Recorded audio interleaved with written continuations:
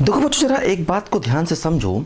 जैसे मान लो हमारे पास ए बी सी, ये 3 डिफरेंट थिंग्स हैं, है ना। ये मेरे पास मान लो 3 डिफरेंट थिंग्स हैं, ठीक। अब जैसे मान लो मैंने कहा इनमें से 2 चीज़ों का सिलेक्शन करो। मान लो मैंने कहा कि सेलेक्ट 2 एट ए टाइम, मतलब एक साथ 2 चीज़ों का सिलेक्शन करो। तो क्या होगा, 3 चीज़ें हैं, 2 का सिलेक्शन करना है, तो क्या होगा 3C2 है ना। तो इसकी वैल्यू क्या आएगी 3, मतलब 3 में से 2 चीज़ों का सिलेक्शन अगर करना है तो उसके 3 आंसर होंगे। अब देखो इसमें क्या क्या होगा, इसमें ए बी हो सकता है, बी सी हो सकता है और ए सी। देखो ये 3 प्रकार से सिलेक्शन पॉसिबल हैं, या तो हम ए बी को ले लेंगे या बी सी को ले लेंगे या फिर हम ए सी को ले लेंगे, है ना। 3 में से 2 चीज़ों के सिलेक्शन के 3 तरीके होते हैं। अच्छा देखो, अब इसी में मैं मान लीजिए ऐसा क्वेश्चन कहूँ कि सेलेक्ट 2 थिंग्स, है ना, 1 by 1, है ना। मतलब 2 चीज़ों को लो एक एक करके, पहले एक चीज़ लो फिर दूसरी चीज़ लो। तो क्या होगा, पहले मान लो मैंने एक चीज़ लिया, तो क्या होगा 3 में से 1 लिया, 3C1, ठीक। क्या हो सकता है, या तो ए हो सकता है या बी हो सकता है या सी हो सकता है, 3C1, ठीक।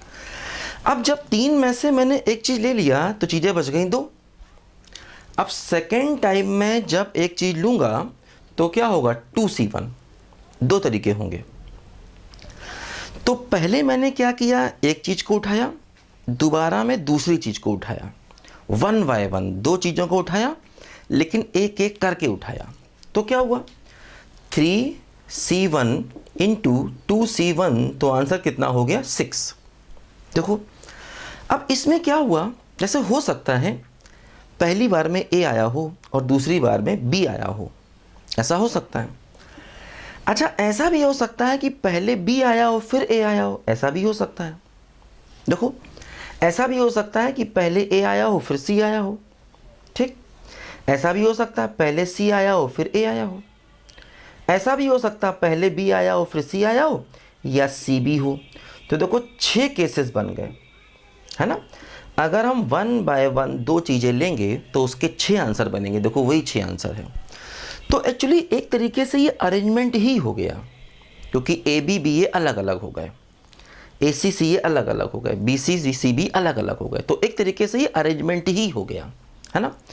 तो लेकिन आंसर दोनों का अलग अलग है। अगर हम एक साथ चीज़ें सेलेक्ट करेंगे तो आंसर में ये आएगा, और अगर 1 by 1 करेंगे तो आंसर में ये आएगा। दोनों ही सही हैं।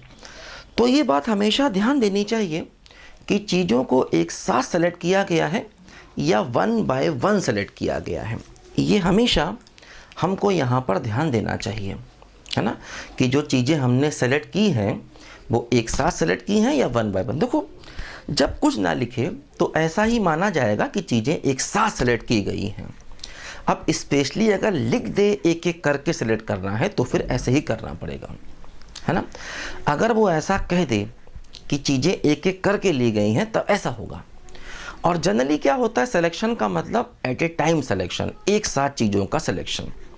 तो ये बात हमें हमेशा दिमाग में ध्यान रखनी होगी, है ना। तो इस बात को दिमाग में ध्यान रख। हालांकि ऐसा रेयर होगा कि चीज़ों को एक एक करके सिलेक्ट करना हो, एक ही साथ सिलेक्शन किया जाता है जनरली, है ना।